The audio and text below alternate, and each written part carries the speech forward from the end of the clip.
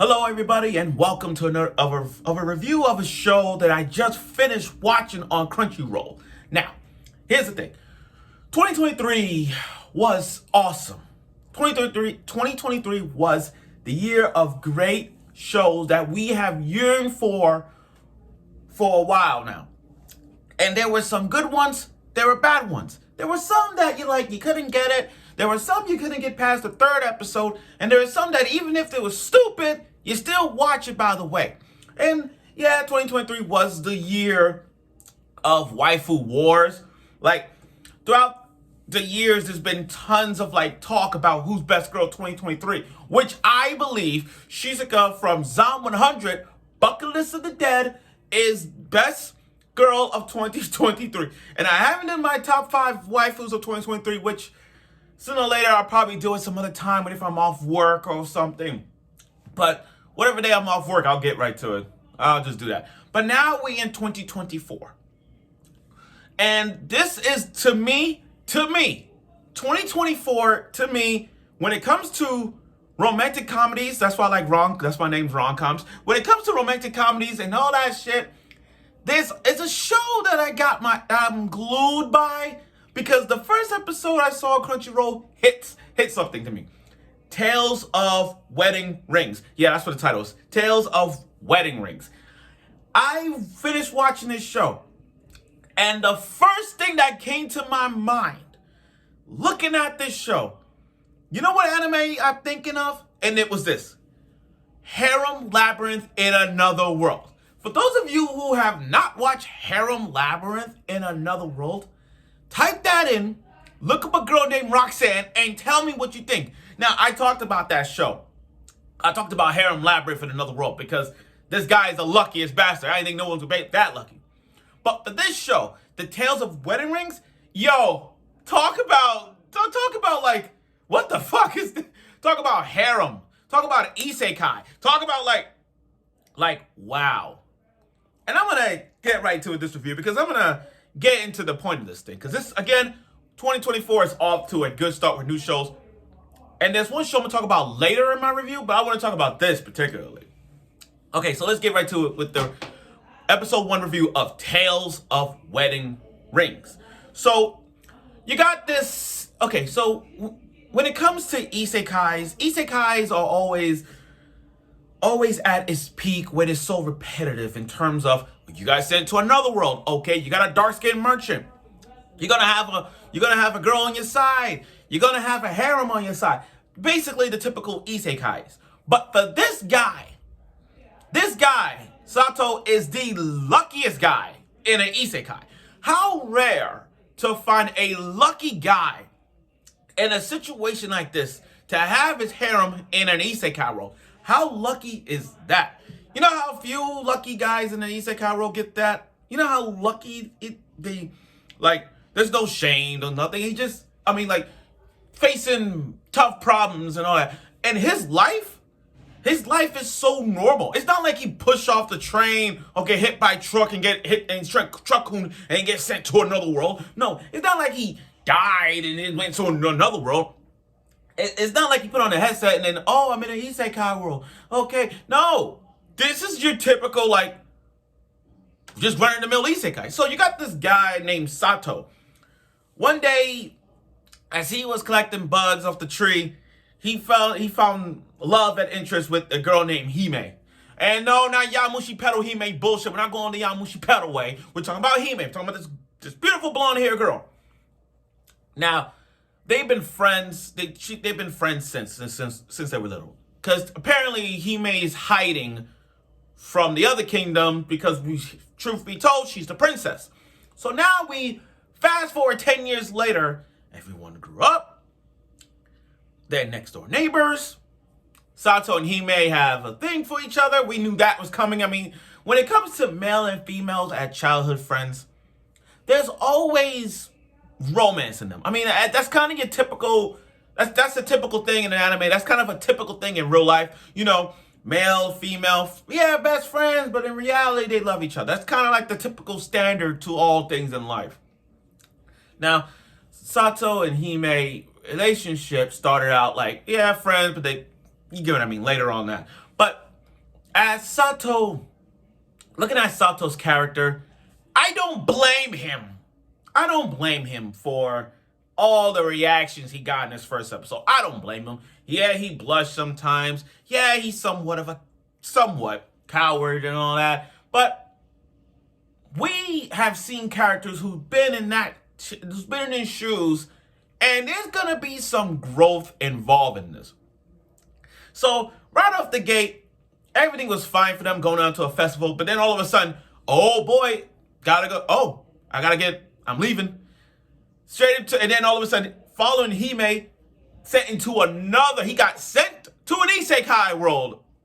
I'm telling you, every year is an Isekai. We're not even surprised. So he got sent to an Isekai world, and right off the gate, boom, he legit got married. When it was chaos, Hime was living with his grandpa, I forgot to say. But at the end of the day, as soon as he kissed Hime, and his first kiss, by the way, he now got the rings.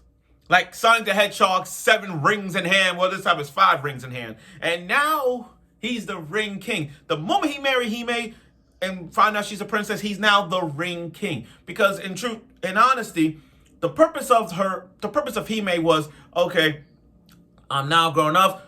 She has to marry a king. She has to marry someone from another distant land and to keep peace. To keep peace in both lands. But now that Sato kissed Hime, the premise of protecting the kingdom is now broke.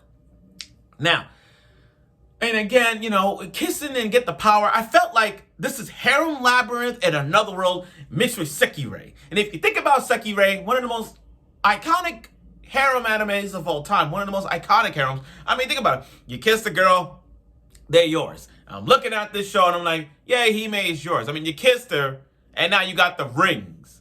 And then one slice of a sword, you took down a demon. One slice, by the way, with his divine light.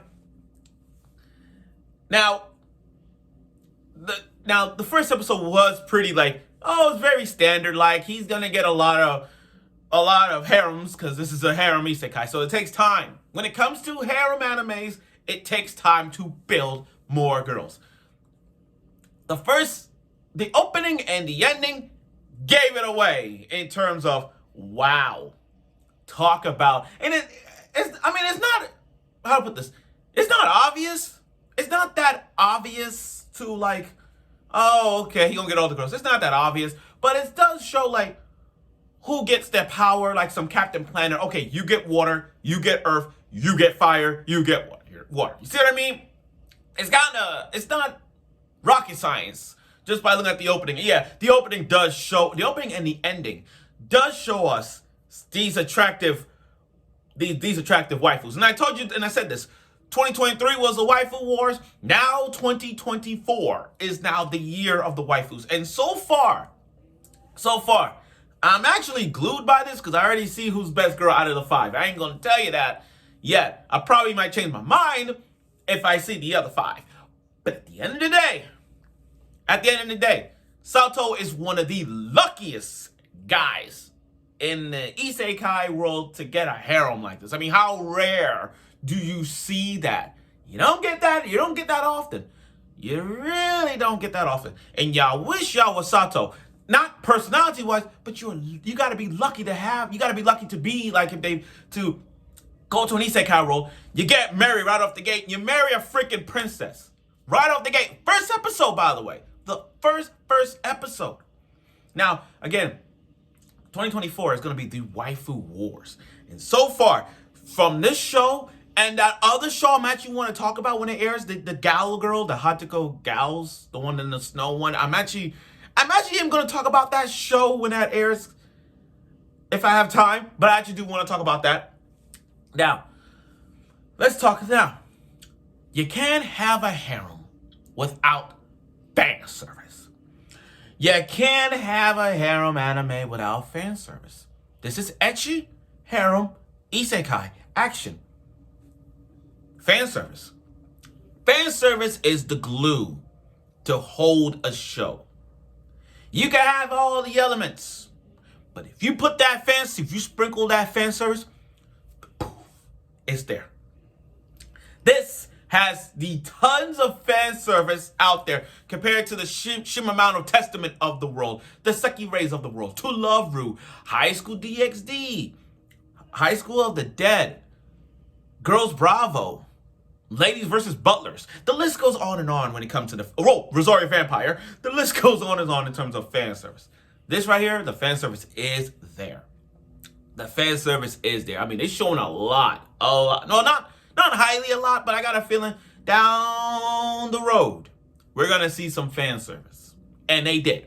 Now, I'm pretty sure there is an uncensored version of this one. Yeah, because on Crunchyroll they got the censored version, but I'm pretty sure other websites that you guys have are bound to have uncensored. So this is just a start.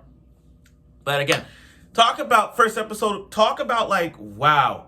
Talk about wow for Sato, like luckiest guy. I mean, think about it. You know he made for 10 since childhood. Y'all been friends since. You live next door.